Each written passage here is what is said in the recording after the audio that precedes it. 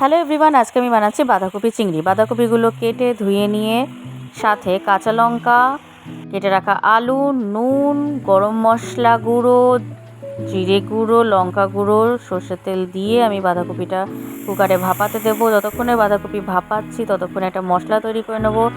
আদা, কাঁচা লঙ্কা, নুন, হলুদ, গরম মশলা গুঁড়ো, লঙ্কা গুঁড়ো, সর্ষের তেল এবং জল দিয়ে চিংড়ি মাছগুলো আমি ধুয়ে নুন হলুদ মাখিয়ে নিয়ে কড়া গরম করে তাতে সর্ষের তেল দিয়ে চিংড়ি মাছগুলো আমি ভেজে নিচ্ছি।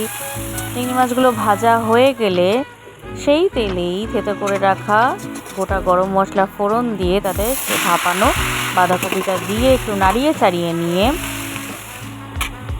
তার মধ্যে আমি মশলাটা দিয়ে দিলাম। মশলাটা দিয়ে একটু চাপা দিয়ে রেখে তারপরে আমি ভাজা চিংড়ি মাছটা দিয়ে একটু নাড়িয়ে চাড়িয়ে নিয়ে রেডি আমাদের বাঁধাকপি চিংড়ি।